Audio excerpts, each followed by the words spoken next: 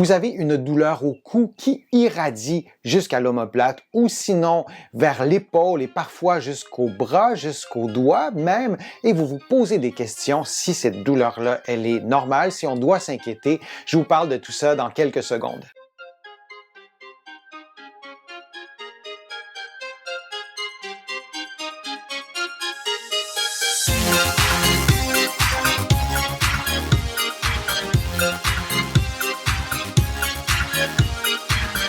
Je suis Denis Fortier. Si vous êtes nouveau ici sur ma chaîne YouTube, je vous conseille de vous abonner en cliquant sur le coin inférieur droit de l'écran. Je vous invite aussi à vous abonner gratuitement à mon infolettre en visitant mon site web, le www.denisfortier.ca. Vous allez aussi pouvoir prendre un rendez-vous en ligne. Je donne des téléconsultations et vous allez pouvoir aussi faire une contribution. Vous le savez, ça m'aide à vous proposer de plus en plus de contenu. Maintenant, les douleurs au cou qui vont irradier jusqu'à l'omoplate ou qui vont irradier jusqu'à l'épaule et jusqu'au bras, parfois jusqu'au doigt. On va parler de cervico-brachialgie. Qu'en est-il? Comment explique-t-on ces douleurs-là et comment on peut faire pour se libérer de ces douleurs-là? Les causes de la cervico-brachialgie, il y en a plusieurs. Une cause qui est relativement fréquente, c'est un problème avec le système nerveux. On va retrouver à l'imagerie médicale, par exemple, une hernie discale qui comprime une racine nerveuse qui fait en sorte qu'il y a un nerf qui ne fonctionne pas bien, qui ne bouge pas bien, qui est peut-être comprimé. Et cette situation-là va causer de la douleur du cou jusqu'au bras. Et bien souvent, cette douleur-là va suivre évidemment le trajet nerveux et on va pouvoir, par l'examen clinique, arriver à identifier l'endroit, le niveau, l'atteinte exacte et élaborer un plan de traitement en conséquence. Il peut y avoir aussi d'autres problèmes d'origine nerveuse qui vont expliquer une cervico-brachialgie. Souvent, ce sont des douleurs, des problèmes qui sont là depuis longtemps. On a des nerfs et des regroupements de nerfs qui sont dans cette région-là et une atteinte qui se situe dans la région de l'épaule qui est là depuis longtemps peut causer des douleurs au bras et des douleurs aussi au cou, par exemple par compensation. À force d'avoir cette douleur-là au bras ou cette perte de sensibilité ou cette perte de force musculaire, le cou, la région du cou, le trapèze supérieur peut être appelé à être surutilisé et avec les mois, les semaines, les années parfois qui passent, eh bien la douleur va être partout et il est possible que le problème ne soit pas initialement causé par un problème de cou, même si la résultante, après un certain temps, nous donne un portrait clinique qui ressemble à une cervico-brachialgie dont l'origine serait la région du cou. Il y a aussi des tensions musculaires qui vont mimer une cervico-brachialgie d'origine nerveuse comme une hernie discale. Vous pourriez avoir par exemple un travail qui sollicite beaucoup votre bras, le travail à l'ordinateur, la souris d'ordinateur ou peu importe, un travail plus physique, disons un travail sur une chaîne de montage où vous effectueriez toujours le même mouvement. Et il arrive que les tensions musculaires soient si grandes que l'ensemble du bras va compenser. Il y aura des muscles qui seront surutilisés et cette région-là du corps devient déconditionnée et une partie des muscles de la région de l'omoplate et du bras ne fonctionne plus normalement et la personne va sentir un inconfort qui est assez généralisé, parfois même certains engourdissements. Et dans ces cas-là, de reconditionner, de rééduquer l'ensemble de la musculature et de s'assurer qu'il n'y a pas un problème mécanique, qu'il n'y a pas un blocage articulaire.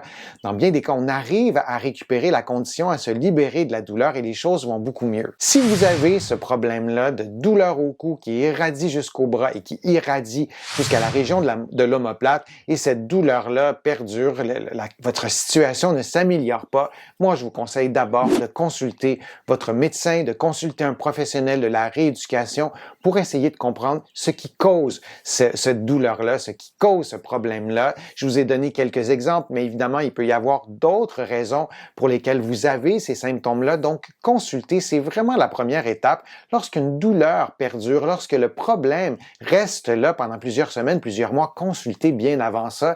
Il m'arrive trop souvent de voir des patients qui ont attendu des mois et des mois, parfois des années avant de consulter. Donc, vous gagnez vraiment à consulter le plus rapidement possible. Retrouvez la mobilité de votre cou. Lorsqu'on a une douleur, notre premier réflexe, c'est de ne pas bouger, c'est de se protéger et c'est logique. Si moi, je fais de la course à pied, je me blesse à la cheville, mon premier réflexe, ça va être de m'immobiliser, de ne pas courir, de protéger ma cheville. Ça, c'est un réflexe dans un contexte de douleur aiguë, de douleur récente. Mais malheureusement, je dirais même que ce réflexe-là de protection, il est le même lorsqu'on a une douleur qui est persistante, voire une douleur qui est chronique. Pourtant, dans un contexte de douleur persistante, de douleur chronique, l'immobilité n'est pas toujours la meilleure solution, bien qu'on ait tendance à diminuer nos mouvements, diminuer nos activités physiques en présence d'une douleur, par exemple au cou et à l'épaule. Et une des conséquences de ces changements d'habitude-là de mouvement, c'est une diminution de mobilité du cou. La mobilité du cou peut aussi être diminuée en raison du problème qui cause l'irradiation, mais dans certains cas, l'immobilité, le changement d'activité physique, la diminution du niveau d'activité physique contribue à cette perte de mobilité cervicale. Je vous ai décrit chacun des mouvements du cou dans d'autres de mes vidéos. Vous allez pouvoir les retrouver et les voir et les travailler, de faire des exercices mouvement par mouvement, mais je vous les montre sommairement. Il y a d'abord la rotation du cou, qui est ce mouvement-là, et normalement, on devrait pouvoir tourner la tête presque au maximum pour que le menton soit très près de l'épaule. La même chose de l'autre côté. Ça, c'est la rotation, c'est un mouvement physiologique simple. Il y a aussi l'inclinaison de cette façon-là, et c'est un mouvement qui est de moins grande amplitude que la rotation, bien sûr, et ça, c'est une façon de faire. Dans les vidéos que je vous présente, mouvement par mouvement, je vous explique, par exemple, comment faire de l'inclinaison niveau par niveau, mais je vous les présente aujourd'hui sommairement. Il y a aussi les mouvements combinés qu'on va faire lorsque les mouvements simples seront bien intégrés, et on va faire un mouvement d'inclinaison qu'on va suivre d'un mouvement de rotation le plus loin possible, et on va faire ça aussi de l'autre côté, le mouvement inverse. Et ces mouvements-là doivent être rééduqués graduellement sans jamais augmenter la douleur. Aucun mouvement ne devrait augmenter la douleur. Et en présence de cervico-brachialgie, de douleur au cou qui va irradier jusque dans le bras, parfois jusque dans la main, ces mouvements-là sont parfois douloureux et vous n'arriverez peut-être pas à les faire. Mais il y a des personnes qui les font doucement, graduellement, et après quelques jours, ces personnes-là ont gagné de la mobilité. Il y a d'autres mouvements du cou aussi que vous pourrez trouver sur ma chaîne YouTube. Vous allez les faire vraiment prudemment, mais il est important de retrouver votre mobilité du cou. Il est aussi important de retrouver la mobilité de l'épaule ou des épaules. Et ça, on oublie parfois d'aller vérifier cette mobilité-là. Il arrive dans certains contextes que le problème principal ne vient pas du cou, mais de l'épaule, et parce qu'on a développé une raideur, par exemple à l'épaule, le cou va être surutilisé, le cou va travailler pour l'épaule et aussi pour lui-même, et ce double travail-là, ce double emploi-là, crée du surmenage et les muscles vont se fatiguer, la douleur va apparaître, la fatigue musculaire aussi va apparaître. Donc, vérifiez la mobilité de votre épaule, de vos épaules, et il est essentiel de retrouver cette mobilité-là complète. Une autre piste pour vous aider à vous libérer de ces douleurs-là, vérifiez la mobilité de votre mâchoire. Est-ce que vous arrivez à ouvrir la bouche au complet? Est-ce que vous arrivez à dévier votre mâchoire vers la droite, puis vers la gauche lorsque vous êtes en position assise bien détendue? Sentez-vous des blocages dans votre mâchoire, des bruits bizarres, des bruits qui sont douloureux? S'il y a une anomalie quelconque au niveau de la mâchoire et vous avez aussi ces douleurs-là au cou qui irradient jusqu'au bras, encore une fois, moi je vous conseille de consulter. C'est peut-être un problème complexe qui mérite une bonne évaluation.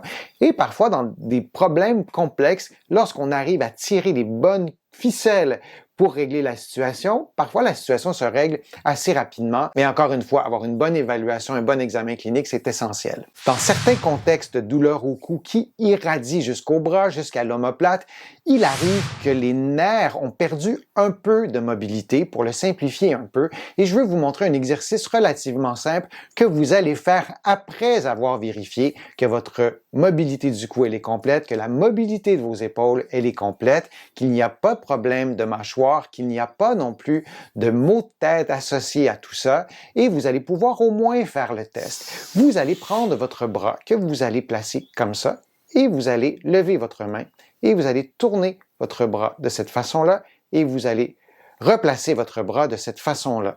Si vous faites ce mouvement-là et il y a des douleurs, ça amplifie le problème, vous ne faites pas les exercices et vous consultez un professionnel de la réadaptation pour vraiment bien comprendre ce qui se passe. Ensuite, vous allez placer votre main de cette façon-là et vous allez voir ce qui se passe. Vous allez expirer en baissant vos côtes, en baissant votre cage thoracique et vous allez inspirer normalement. Si vous observez des douleurs, des picotements, des fourmillements, vous ne faites pas l'exercice. Et après avoir fait ces petits tests-là pour vous assurer qu'il n'y a pas de fragilité dans votre bras, de mouvement qui reproduirait vos symptômes, vous allez faire cet exercice-là pour observer s'il y a une raideur et vous allez le répéter une dizaine de fois et vous allez voir si cette répétition-là facilite la mobilité, diminue vos symptômes, vous aide. Parfois, on le sent aussi à l'intérieur de notre corps. En répétant un mouvement, on sent que ça va mieux. Vous pourrez faire 3 séries de 10. L'idée, c'est d'aller placer votre main comme ça et en même temps, vous allez incliner la tête et vous allez allonger votre bras au complet. Vous allez incliner la tête comme ça et vous allez revenir en position neutre. Je le refais une autre fois, comme ça, et on revient. Et lorsque vous inclinez la tête, vous prenez soin de ne pas lever l'épaule, de ne pas non plus coincer ici.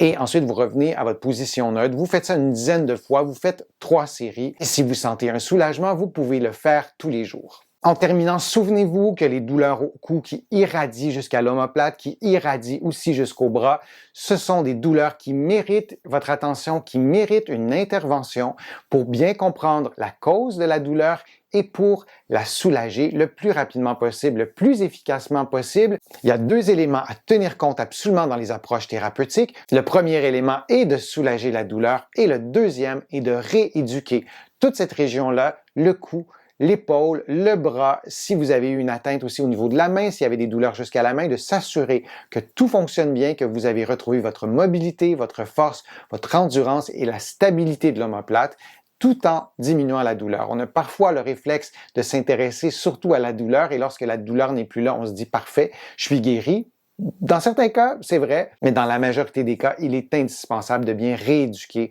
cette région-là. J'espère que ma vidéo vous a plu. Si c'est le cas, je vous invite à cliquer j'aime, à la partager sur vos réseaux sociaux, à la commenter. Vous savez, ça me donne plus de visibilité, ça m'aide à vous proposer de plus en plus de contenu. Vous allez trouver beaucoup d'informations sur mon site web, le www.denisfortier.ca. Il y a aussi beaucoup d'informations dans mes livres qui sont disponibles partout au Canada, en librairie et sur le web. Vous allez aussi trouver mes livres un peu partout dans le monde, notamment en France, là aussi en librairie et sur le web. Je suis Denis Fortier. Je vous remercie beaucoup. À bientôt.